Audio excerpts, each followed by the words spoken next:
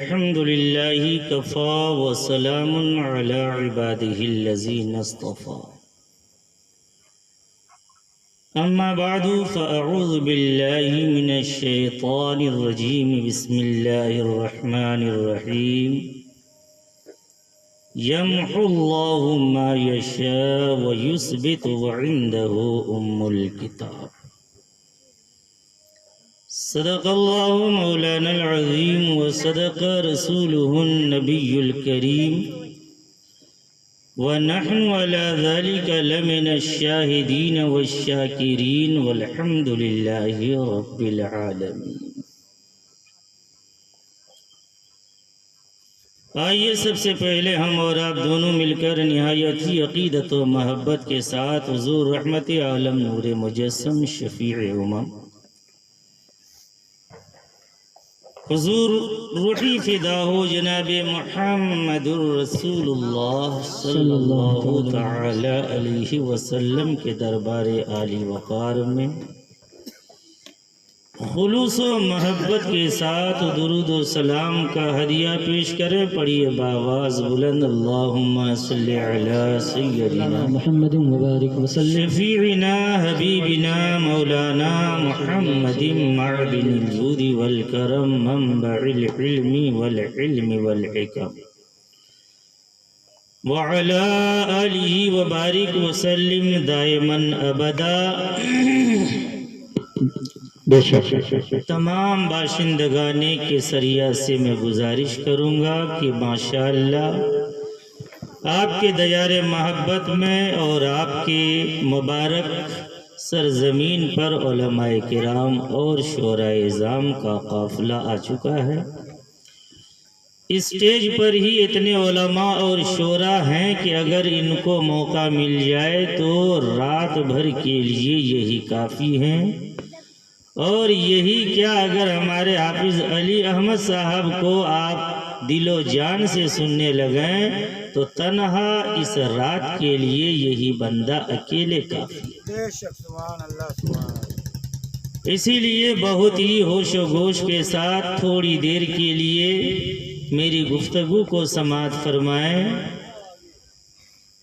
اور جلد سے جلد جلسگاہ میں حاضر ہونے کی تمام حضرات کوشش کریں. اپنے تمام حوائج و ضروریات سے فارغ ہو جائیں اور جلسگاہ میں آئیں. یہ محفل روز نہیں سجتی ہے اور یہ ماحول نہیں ملتا ہے. ارے انسان تو انسان ہے. آج کی اس محفل میں اللہ کی قدسی صفات فرشتے بھی ہمارے درمیان موجود ہیں اور ہم اور آپ ان کے سائے میں انوار و تجلیات کی برسات میں نہا رہے ہیں. اللہ رب العزت ہماری اور آپ کے اس کہنے سننے کو بانی جلسہ کے جلسہ کرانے کو اپنی بارگاہ میں شرف قبولیت عطا فرمائے. آمین. آئیے بغیر کسی تمہید کی آیت کریمہ کا ترجمہ اور دو ایک باتیں سماعت فرما لیں. اللہ جل مجدہ کا ارشاد پاک ہے یمحو اللہ ما یشاء ویثبت وعندہ ام الکتاب، کہ اللہ رب العزت جسے چاہتا ہے مٹا دیتا ہے، وَيُثْبِتُ اور جسے چاہتا ہے برقرار رکھتا ہے. بے شک. وَعِنْدَهُ أُمُّ الْكِتَابِ اور اللہ رب العزت ہی کے پاس ام الکتاب. واہ واہ. اللہ کیا مٹاتا ہے اور کیا برقرار رکھتا ہے آپ کو اسے سمجھنا ہے. جشن غوث الورا کی محفل میں بیٹھے ہیں تو کار آمد باتیں سماعت کریں. یمحو اللہ، اللہ رب العزت مٹا دیتا ہے، ما یشاء جسے چاہتا ہے، وَيُثْبِتُ اور جسے چاہتا ہے برقرار رکھتا ہے۔ وَعِندَهُ أُمُّ الْكِتَابِ، اور اللہ ہی کے پاس ام الکتاب ہے، یعنی قرآن کریم ہے، یا ام الکتاب سے مراد لوح محفوظ۔ کیا کہنے ہیں؟ تو گویا اللہ رب العزت ہی جس چیز کو چاہتا ہے لوح محفوظ سے مٹا دیتا ہے، اور جس چیز کو چاہتا ہے لوح محفوظ میں برقرار رکھتا ہے۔ آیت کریمہ کا اب سیدھا ترجمہ کیا مطلب؟ کہ جب بندہ گناہوں سے توبہ کر لیتا ہے، حضرت سعید بن جبیر کی روایت کہ جب بندہ گناہوں سے توبہ کرتا ہے تو جو گناہ لوح محفوظ میں لکھا جا چکا ہے، توبہ کرنے کی بدولت خالق کائنات اسے مٹا دیتا ہے، اور جسے چاہتا ہے خالق کائنات لوح محفوظ میں برقرار رکھتا ہے۔ نعرے تکبیر، نعرے رسالت، علماء اہل سنت، مشرق اعلی حضرت، خاندان اعلی حضرت، جشن عید میلاد النبی، خواجہ کا ہندوستان، سرزمین کساری مساری کے سنی مسلمان، نعرے تکبیر، نعرے رسالت۔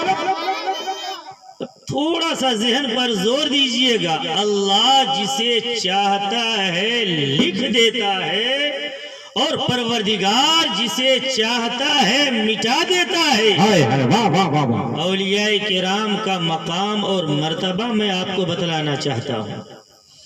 اللہ جسے چاہتا ہے لکھ دیتا ہے، اور جسے چاہتا ہے مٹا دیتا ہے۔ حافظ علی احمد صاحب، جی ماشاء اب اللہ۔ میں آپ سے پوچھنا چاہتا ہوں کہ آدمی لکھتا کیا ہے، مٹاتا کیا ہے؟ ہائے ہائے، واہ واہ واہ واہ۔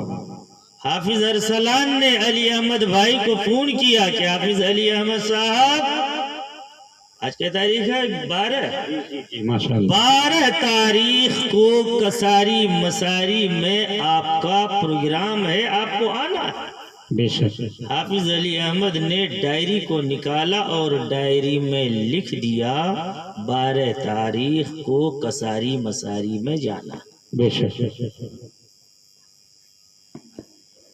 پھر حافظ ارسلان نے دوبارہ فون کیا کہ حافظ علی احمد صاحب یاد ہے نا، آپ کو آنا ہے؟ تو علی احمد صاحب نے کہا کہ ہاں آنا ہے 12 تاریخ کو۔ تو کہا کہ نہیں حضرت 12 نہیں 13 تاریخ کو آنا ہے۔ کہا رے یہ تو گڑبڑ ہو گیا، غلط تاریخ لکھی گئی، لہذا اب یہ پھر ڈائری نکالتے ہیں اور ڈائری میں 12 پر قلم چلاتے ہیں اور 13 تاریخ لکھ دیتے ہیں۔ کیا سمجھ میں آیا؟ جی جی جی۔ کہ لکھتا کون ہے؟ آخر انہوں نے لکھا کیوں؟ چونکہ پروگرام بہت مل رہا ہے، مختلف جگہوں پر جانا پڑتا ہے، اسی لیے ڈائری میں نوٹ کر لیا جائے تاکہ تاریخ میں رد و بدل نہ کرنا پڑے، اور کساری مساری میں جس دن پروگرام ہونا ہے ہم اسی دن پہنچے، کسی آگے اور پیچھے کی تاریخ میں نہ پہنچ جائے، مسٹیک نہ ہو جائے، اسی لیے یہ ڈائری میں نوٹ کر لیتے ہیں۔ کیا کہنے ہیں؟ ٹھیک ہے؟ آپ کا بچہ نرسری میں پڑھ رہا ہے، LKG UKG میں پڑھ رہا ہے، آپ اپنے بچے کو پڑھا رہے ہو، آپ نے اپنے بچے کو جب ہوم ورک کروانا شروع کیا تو بچے نے غلط لکھا تو آپ نے اریزر اٹھایا اور جو لکھا تھا اسے مٹا دیا اور کہا بیٹا یہ تم نے صحیح نہیں لکھا، غلط لکھا ہے، لہٰذا اسے مٹاؤ اور صحیح ڈھنگ سے لکھو۔ کیا کہنے ہیں؟ اگر میری یہ باتیں آپ کی سمجھ میں آ گئی دیکھیے ہر آدمی کو اپنا کام کرنے دیجئے، آپ اپنا کام کیجئے. سب لوگ اگر انہیں ہی دیکھیں گے تو ہمیں کون دیکھے گا؟ یہ علماء کرام بیٹھے، انہیں کون دیکھے گا؟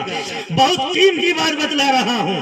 اب میں سوال کرنا چاہتا ہوں کہ لکھتا کیوں ہے؟ تاکہ مسٹیک نہ ہونے پائے، غلطی نہ ہونے پائے. اور مٹاتا کیوں ہے؟ کہ جہاں غلط لکھ دیا جاتا ہے تو اسے مٹا دیا جاتا ہے. اب میں آپ سے پوچھنا چاہتا ہوں، اللہ جسے چاہتا ہے مٹاتا ہے، اللہ جسے چاہتا ہے برقرار رکھتا ہے. تو کیا معاذ اللہ رب العزت بھی بھول جاتا ہے کہ رب کو لوح محفوظ میں لکھانے کی ضرورت پڑ رہی ہے؟ فرشتے کو حکم دے رہا ہے، فرشتے لوح محفوظ میں لکھ دو، اس بندے کی عمر اتنی ہے، یہ بندہ دنیا میں جا کر کے یہ کام کرے گا، اتنی نیکیاں کرے گا، اتنی برائیاں کرے گا. کیا خالق کائنات بھول جائے گا؟ ہرگز نہیں. خالق کائنات کی ذات بھولنے سے پاک ہے، وحدہ لا شریک کی ذات بھولنے سے پاک ہے. تو جب اللہ بھولتا نہیں ہے تو لکھوانے کی ضرورت کیوں ہے؟ اور وہ یثبت، اور جسے چاہتا ہے خالق کائنات برقرار رکھتا ہے، یعنی کبھی مٹایا جاتا ہے کبھی لکھا جاتا ہے. آخر کیوں؟ نہ خالق کائنات بھول رہا ہے اور نہ خالق کائنات سے غلطی ہو رہی ہے کہ خالق کائنات کو مٹانے کی ضرورت پڑے، خالق کائنات کو رفع کرنے کی ضرورت پڑے. خالق کائنات ان چیزوں سے پاک ہے. تو پھر آیت کریمہ کا مطلب کیا ہے؟ یمحو اللہ، اللہ جسے چاہتا ہے مٹا دیتا ہے. وہ یثبت، اور جسے چاہتا ہے برقرار رکھتا ہے. اب حدیث قدسی سماعت فرمائیے. پیغمبر امن و امان علیہ الصلوۃ والتسلیم ارشاد فرماتے ہیں کہ جب بندہ نوافل کے ذریعے سے نوافل کی کثرت کرتا ہے تو بندہ میرا تقرب حاصل کر لیتا ہے، اور جب میرا تقرب حاصل کر لیتا ہے تو میں اس بندے کا کان بن جاتا ہوں، جس کان سے وہ میرا بندہ سنتا ہے. میں اس بندے کی آنکھ بن جاتا ہوں، جن آنکھوں سے میرا بندہ دیکھا کرتا ہے. میں اس کا ہاتھ بن جاتا ہوں، جس ہاتھ سے میرا بندہ پکڑتا ہے. میں اس بندے کا پاؤں بن جاتا ہوں، جس پاؤں سے میرا بندہ چلا کرتا ہے. یہ حدیث قدسی ہے. اس حدیث قدسی کا مفہوم ذہن میں رکھیے اور اولیاء کرام کی طاقت اور پاور کو ملاحظہ کیجئے. یمحو اللہ، اللہ جسے چاہتا ہے مٹا دیتا ہے. اللہ بھول سے پاک ہے، اللہ رب العزت غلطی کرنے سے پاک ہے. تو پھر مٹانے کا مطلب کیا ہے؟ یثبت، برقرار رکھنے کا مطلب کیا ہے؟ آخر اس کا مفہوم کیا ہے؟ قرآن کیا کہنا چاہتا ہے؟ تو حدیث قدسی جواب دیتی ہے، اے بندو، اللہ بھول سے پاک ہے، اللہ مسٹیک سے پاک ہے، اللہ سے کوئی غلطی نہیں ہو سکتی ہے. مگر خالق کائنات اپنے بندوں کو ذہن دے رہا ہے، اے میرے بندو، جب میرا بندہ اپنے نور ایمان سے دیکھتا ہے تو وہ نور ایمان سے ہی نہیں دیکھتا ہے بلکہ نور خداوندی سے دیکھا کرتا ہے. اور جب نور خداوندی سے دیکھتا ہے، میرے لوح محفوظ کا مطالعہ کرتا ہے، لوح محفوظ میں جو نہیں ہے میرے مقرب بندے کی بارگاہ میں سائل آتا ہے اور کہتا ہے غوث اعظم اولاد دے دو. غوث اعظم آنکھیں بند کرتے ہیں، لوح محفوظ کا مطالعہ کرتے ہیں اور دیکھتے ہیں لوح محفوظ میں اولاد نہیں ہے. تو اب یہ مانگنے والا کہتا ہے، اے غوث پاک، اگر تقدیر میں ہوتا تو آپ کی بارگاہ میں نہ آتا. آپ کی بارگاہ میں اس لیے آیا ہوں کہ آپ اللہ سے ہمیں اولاد عطا فرما دیں. اب اسی کو خالق کائنات بیان فرماتا ہے، یمحو اللہ، لوح محفوظ میں اولاد نہیں تھا، غوث پاک نے لوح محفوظ میں اولاد لکھ دیا ہے. غوث پاک نے جب اولاد لکھ دیا تو خالق کائنات کا آرڈر ہوتا ہے، فرشتوں، لوح محفوظ میں جو نہیں تھا میرا مقرب بندہ کہہ رہا ہے، لہذا نہیں کو ہٹاؤ اور اولاد کی نعمت سے مالا مال کرو. یہی یمحو اللہ کی تشریح اور یہی یثبت کی تشریح. نعرہ تکبیر، نعرہ رسالت، علماء اہل سنت، مسلک اعلی حضرت، خاندان اعلی حضرت، جشن عید میلاد النبی، نعرہ تکبیر، نعرہ اب بھی اگر نہیں سمجھ میں آیا ہے تو آئیے واقعات کی روشنی میں اپنی بات آگے بڑھاؤں۔ یمحو اللہ، اللہ مٹا دیتا ہے ما یشاء، جسے چاہتا ہے، وَیُثْبِتُ، اور جسے چاہتا ہے لوح محفوظ میں برقرار۔ واہ واہ واہ۔ ایک بزرگ گزرے ہیں جن کو شیخ عربی کہا جاتا ہے، کیا نام ہے؟ زور سے بولیے، شیخ عربی، آواز نہیں آ رہی ہے۔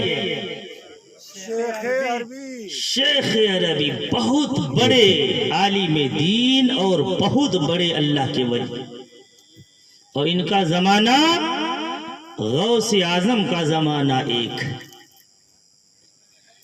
انہی کی تفسیر آج آکسفورڈ یونیورسٹی میں رکھی ہوئی ہے اور لوگ اس پر ریسرچ کر کے اسکالر بنتے ہوئے نظر آتے ہیں، مگر ہمیں نہ ان کا نام معلوم اور نہ ہی ان کی تصنیف کی ہوئی کتاب کا نام معلوم۔ نام یاد رکھیے گا، کیا نام ہے؟ شیخ عربی۔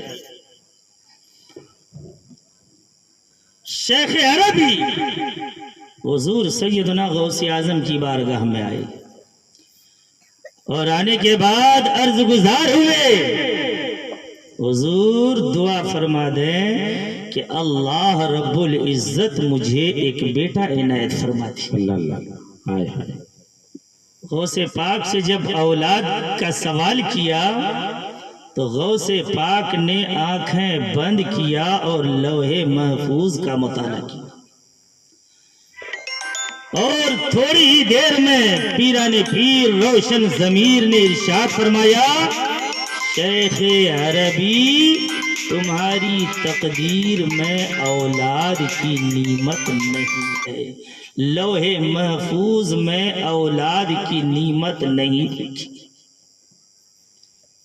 تو ہمارے اور آپ کی طرح نہیں تھے شیخ عربی۔ شیخ عربی تھوڑا سا آگے بڑھے اور غوث پاک کے قریب ہوئے اور غوث پاک کی بارگاہ میں قریب ہو کر کے عرض کیا، حضور اگر لوح محفوظ میں ہوتا تو آپ سے مانگتا ہی کیوں؟ ارے جو لوح محفوظ میں ہے تو خالق کائنات تو وہ ہر بندے کو عطا فرماتا ہے، جو کچھ لوح محفوظ میں ہے اللہ وہ سب کچھ بندے کو عطا فرماتا ہے۔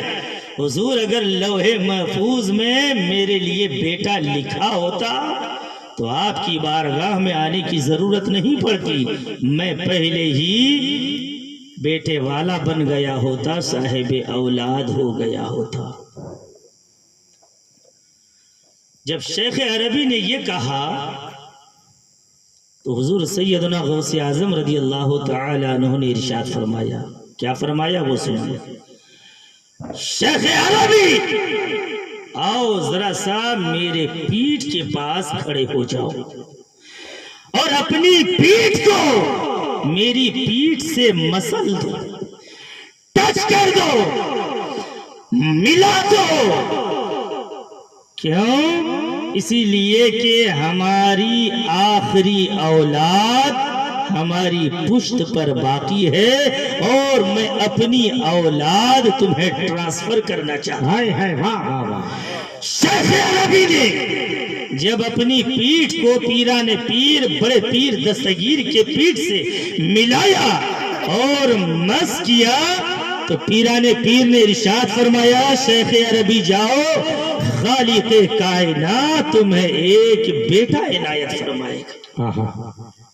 9 مہینے گزر گئے اور شیخ عربی کے آنگن میں ایک حسین و جمیل پھول کھل گیا۔ کیا سمجھ میں آیا؟ نہیں سمجھ میں آیا؟ یمحو اللہ، اللہ جسے چاہتا ہے مٹا دیتا ہے۔ لوح محفوظ میں شیخ عربی کے نصیبے میں اولاد کی نعمت نہیں لکھی تھی، غوث اعظم نے اسے مٹا دیا اور ان کی قسمت میں اولاد لکھ دیا۔ اسی کو قرآن نے کہا، یمحو اللہ ما یشاء، اللہ جسے چاہتا ہے مٹا دیتا ہے اور جسے چاہتا ہے برقرار رکھتا ہے۔ کیا اب بھی کہو گے کہ اولیاء کرام کو کوئی طاقت نہیں، اولیاء کرام کو کوئی پاور نہیں؟ ارے نگاہ غوث کا عالم یہ ہے کہ اگر تقدیر مبرم میں اولاد نہیں تھی تو غوث اعظم نے اپنی پیٹھ میں جو ان کی اولاد تھی، اپنی اولاد تھی، وہ اولاد شیخ عربی کو عطا فرماتے ہوئے نظر آئے ہیں۔ نعرہ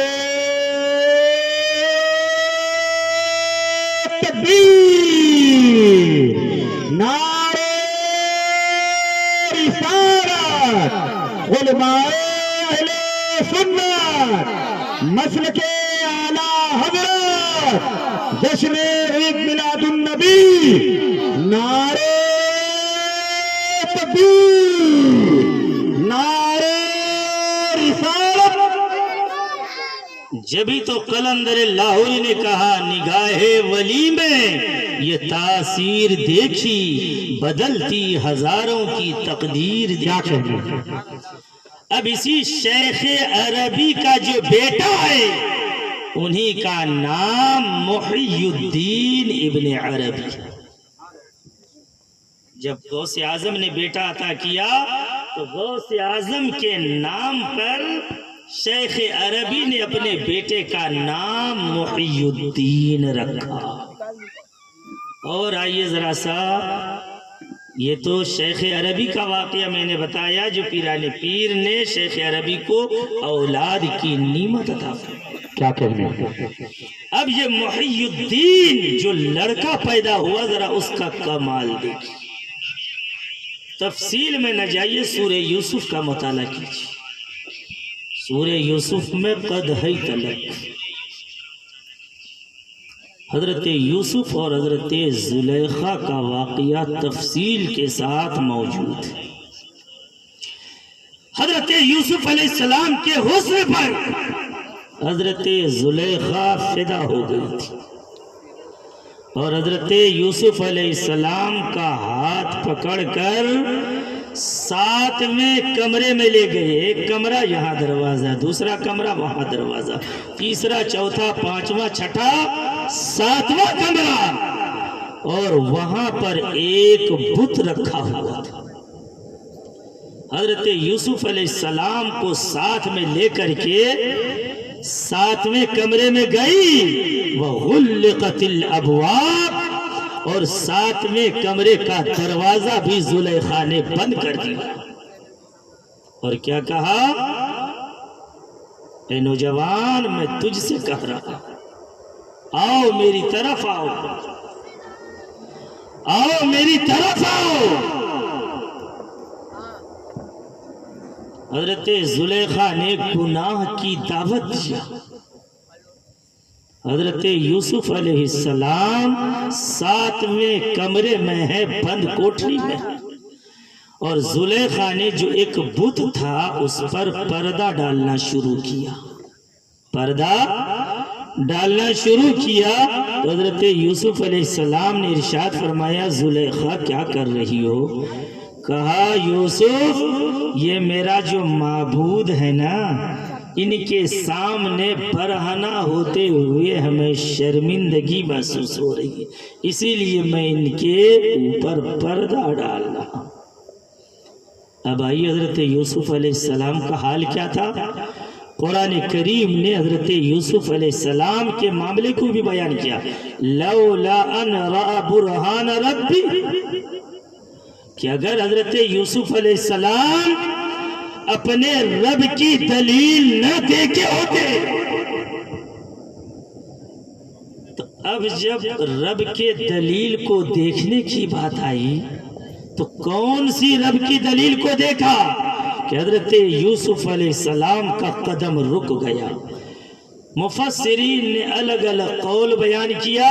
ایک قول یہ آیا کہ حضرت یعقوب علیہ السلام جو حضرت یوسف علیہ السلام کے باپ ہیں وہ سامنے آ گئے اور اپنی انگلی کو دانتوں تلے دبایا اور اشارہ کیا، یوسف عصمت نبوت کو داغدار مت ہو، عصمت نبوت کو داغدار مت ہونے دینا، چادر نبوت کو داغدار مت ہونے دینا۔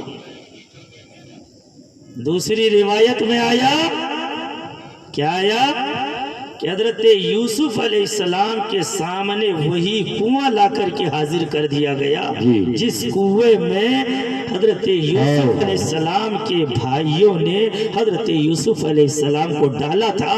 گویا یہ اشارہ تھا، یوسف اگر تم نے قدم بڑھایا تو پھر اسی طرح کے عذاب میں گرفتار کر دیے جاؤ گے۔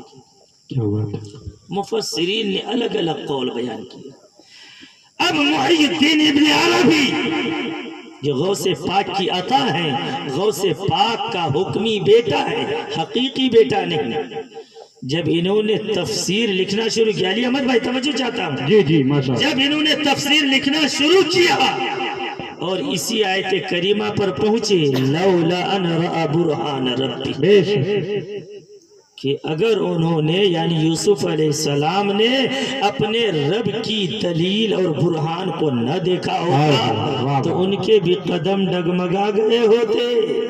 جی تو مفسرین کے اقوال کو محی الدین ابن عربی نے بھی دیکھا اور کہا کہ میں اپنی تفسیر میں کون سا قول نقل کروں۔ مفسرین نے الگ الگ قول بیان کیا، اخیر میں آپ نے قلم رکھ دیا، تفسیر کی کتاب کو لکھنا بند کیا اور کہا جن کے ساتھ یہ واقعہ پیش آیا تھا وہ بہت دور نہیں ہے، چوتھے ہی آسمان پر تو ہے، اسی لیے کیوں نہ انہی سے جا کر کے پوچھ لیا جائے۔ مفسرین ارشاد فرماتے ہیں کہ محی الدین ابن عربی نے نبی پر درود و سلام پڑھا اور ایک ہی قدم میں چوتھے آسمان پر پہنچ گئے اور حضرت یوسف علیہ السلام سے جا کر کے سوال کیا، اے یوسف آپ نے اپنے رب کی کون سی دلیل دیکھا تھا؟ کیا کہنے ہیں؟ یہ چوتھے آسمان پر ایک ہی قدم پر کون پہنچ رہا ہے؟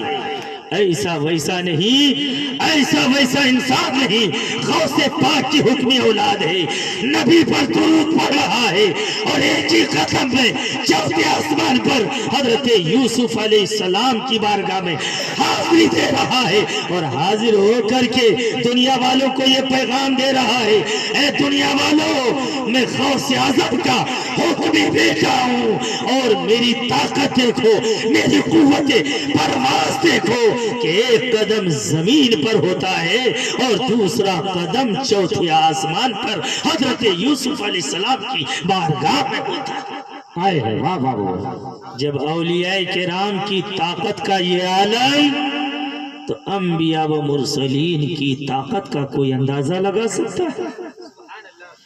بہت خوب۔ جب غوث اعظم کے حکمی بیٹے کا پاور یہ ہے تو غوث اعظم کی طاقت کا عالم کیا ہوگا؟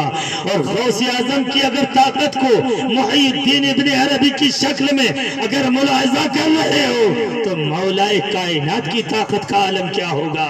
اور مولا کائنات کی طاقت کو اگر سمجھ چکے احادیث کی روشنی میں تو پھر آمنہ کے لال کی طاقت کا اندازہ کون کر سکتا؟ آئے ہائے واہ واہ واہ واہ واہ، کیا کہنے ہیں؟ یمحو اللہ، اللہ جسے چاہتا ہے مٹا دیتا ہے۔ بس آخری بات آپ کی سماعت کے حوالے کر کے میں اپنی گفتگو کو ختم کر رہا ہوں۔ میں تو آپ کا گھریلو میں ہم آدمی ہوں اور آپ ہم سے بارہا سنتے ہوں گے اور آگے بھی حیات رہی تو سنتے رہیں گے۔ آج آپ کو مہمانوں کو دل کھول کر کے سننا۔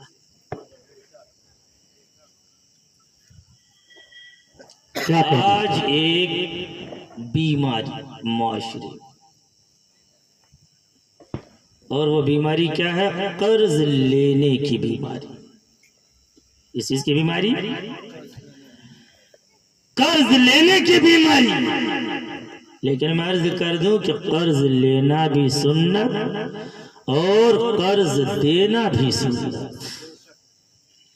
مگر نیت کیا ہونی چاہیے کہ قرض لے رہا ہوں تو قرض ادا بھی کروں گا، نیت یہ ہونی چاہیے۔ لیکن ہمارا حال کیا ہے کہ ہم قرض لیتے تو ہیں مگر اسے ادا کرنے کی ہمیں توفیق نہیں ملتی ہے۔ پان کی دکان پہ جائیے تو 50-50 ہزار ادھار ہے، اور جب تقاضا زیادہ کیا تو دکان چینج کر دیا، دوسری جگہ سے پان کھانے لگے۔ کیا ضرورت تھی پان کھانے کی؟ پان کھانا فرض ہے، واجب ہے، سنت موقدہ ہے، سنت غیر موقدہ ہے۔ کیا ہے؟ ہمارا ایک پڑوسی پان والا ہے، کہتا مولانا صاحب کبھی بول دیجیے۔ اور صرف یہ پان کی دکان تک ہی محدود نہیں ہے، راشن کی دکان میں جب پیسہ زیادہ ہو گیا تو پھر دکان چینج کر دیا، دوسری دکان سے لیں گے، دوسری جگہ کھاتا کھول لیا۔ آخر ٹون عبیدی کے پیچھے سے آواز آ رہی، بیچارے کی دکان کل آپ لوگ جا کے دیکھ لیجئے گا۔ ارے 10 سال سے تو میں دیکھ رہا ہوں، کبھی میں نے اس کی دکان میں سامان بھرا ہوا نہیں پایا، کیونکہ سب ادھار جا رہا ہے تو بیچارہ دکان بھرے گا کیسے؟ یہ ہمارا اور آپ کا حال ہے۔ لیکن میں اس پر زیادہ آپ کے سامنے نہیں بولوں گا۔ پچھلے سال کا جلسہ آپ نے مال ناحق کھا کر کے اس کی سزا کو سماعت کر چکا ہے۔ پچھلے سال اگر آپ کے ذہن میں ہوگا کہ ایک آنا جس کی کوئی ویلو نہیں، کوئی اوقات نہیں، اگر ایک آنا کھاتا ہے تو مفتی عارف صاحب نے کیا بتایا تھا، یاد ہے؟ 2700 نماز با جماعت کا ثواب ایک آنے کے بدلے میں اس کو دے دیا جائے گا جس کا آپ نے مال ہضم کیا ہے، قرض کھایا ہے اور ادا نہیں کیا۔ اور وہ قرض ادا کیوں نہیں ہوتا؟ اس لیے کہ ہماری نیت ہی نہیں ادا کرنے کی۔ اگر نیت ادا کرنے کی ہو اور انسان اپنی نیت میں اگر مخلص ہو تو پروردگار کائنات غیب سے اس کا انتظام فرماتا ہے۔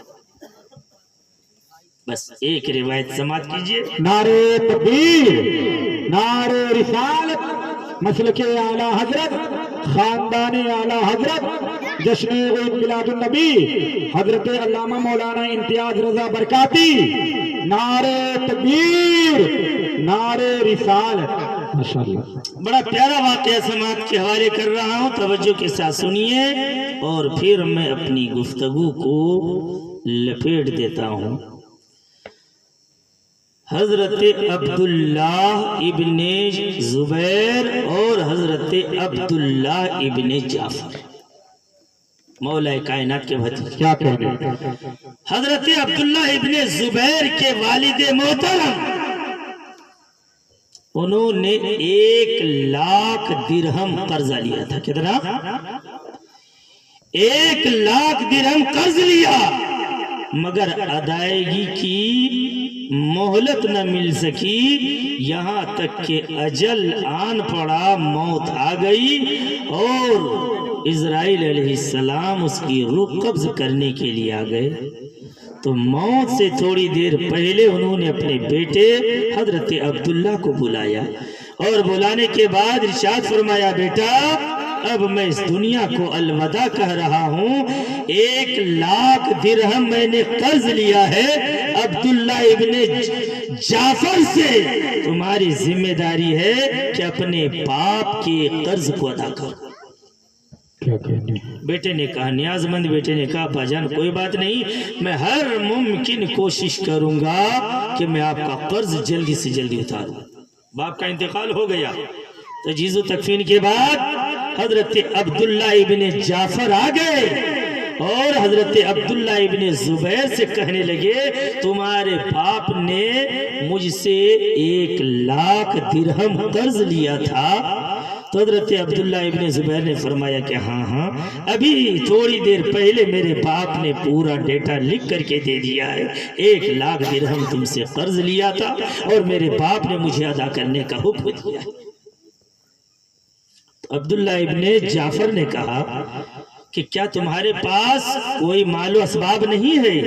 کیا تمہارے باپ نے کوئی وراثت نہیں چھوڑا؟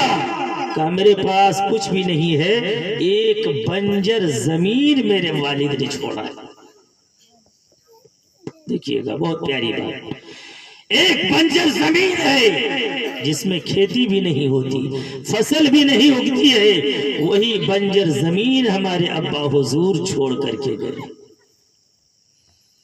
حضرت عبداللہ ابن جعفر حضرت علی کے بھتیجے نے کہا بھائی میں تمہارا قرض آسان کرنا چاہتا ہوں، اسی بنجر زمین کو میرے ہاتھ 1,00,000 درہم کے عوض میں بیچ دو.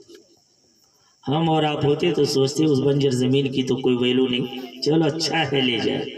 مگر حضرت عبداللہ ابن زبیر نے کہا بھائی وہ تو بنجر زمین ہے، اس میں فصل بھی نہیں اگتی ہے، کھیتی بھی تیار نہیں ہوتی ہے، وہ زمین تمہارے کسی کام نہیں آئے گی، اسی لیے تم ایسا کیوں کر رہے ہو؟ حضرت عبداللہ ابن جعفر نے کہا بھائی تم فکر مت کرو، وہ زمین تم 1,00,000 درہم کے بدلے ہمیں دے دو، تمہارا قرضہ بھی میں معاف کر رہا ہوں جو تمہارے باپ نے لیا تھا.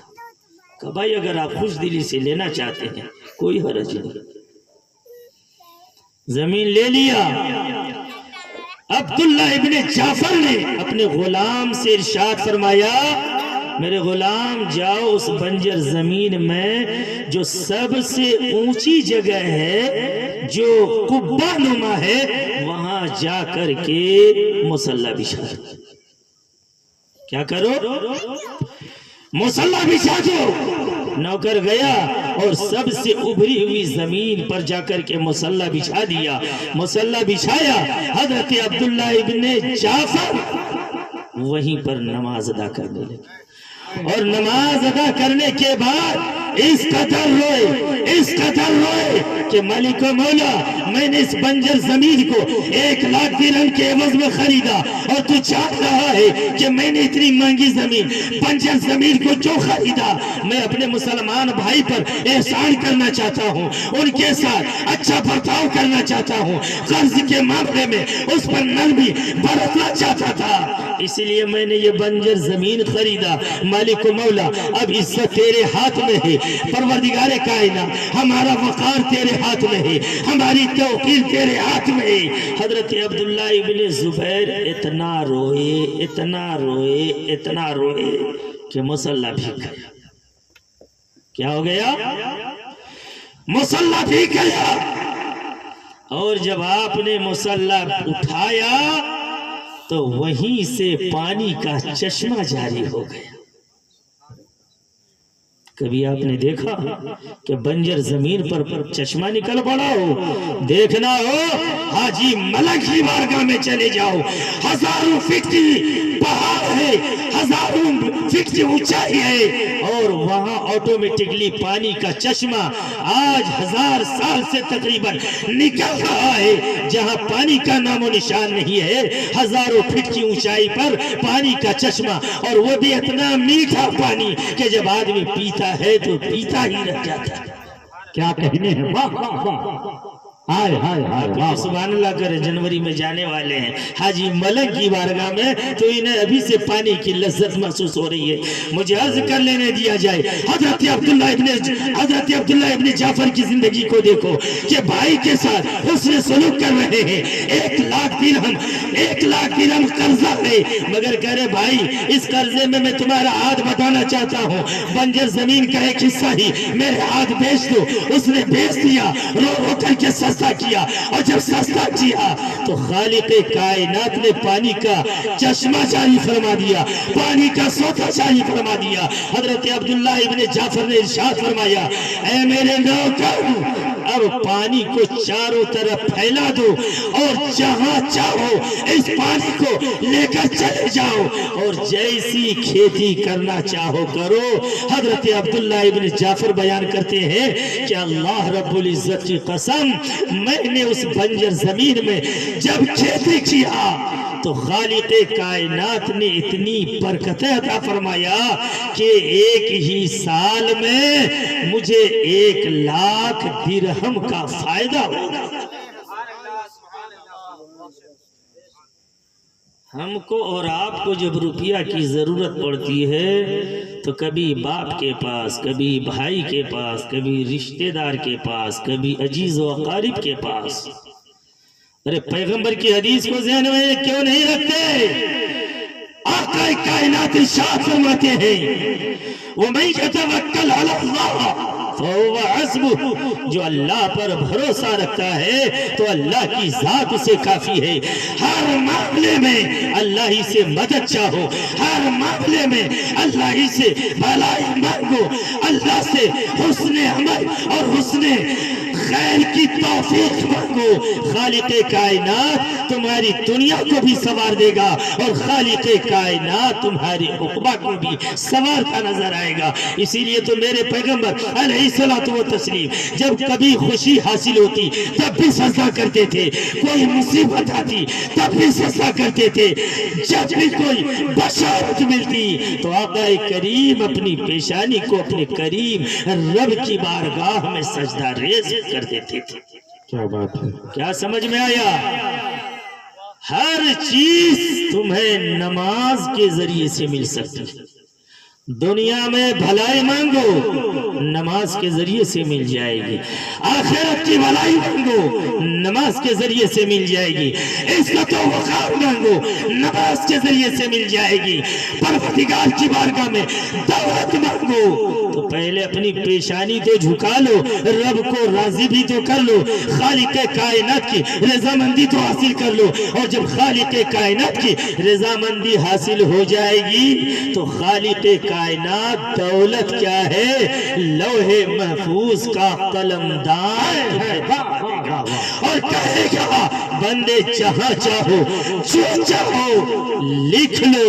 اسی کو تو ڈاکٹر اقبال نے کہا کہ محمد سے وفا تو نے تو ہم تیرے ہیں، یہ جہاں چیز ہے کیا لوح و قلم تیرے ہیں۔ اور امام عشق و محبت اعلیٰ حضرت فاضل بریلوی ارشاد فرماتے ہیں نعمتیں بانٹتا جس سمت وہ ذیشان گیا، ساتھ ہی منشی رحمت کا قلمدان گیا۔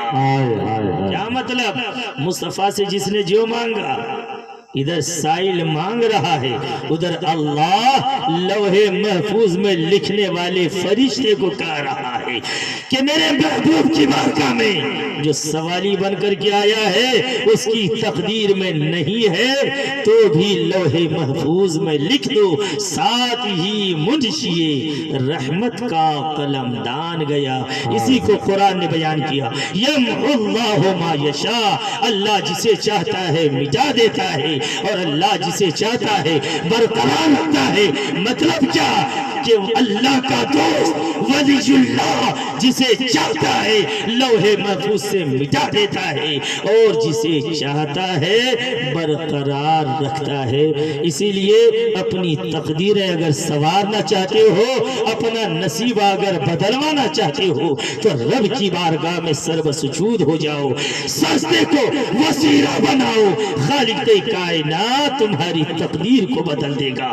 اگر شقی لکھا ہے تو سعید لکھ دے گا، اگر تمہارے لیے ہزیمت و رسوائی لکھا ہے تو خالق کائنات خیر و بھلائی عطا فرمائے گا۔ پہلے سجدہ تو کرو، اولیاء کرام کی بارگاہ میں دریوزہ گھری تو کرو، اولیاء کرام کی بارگاہ میں خوشا نشینی اختیار تو کرو۔ کبھی اپنی دعا سے اور کبھی ان اولیاء کرام کی دعاؤں سے اپنی تقدیر کو بدلوانے کی کوشش کرو۔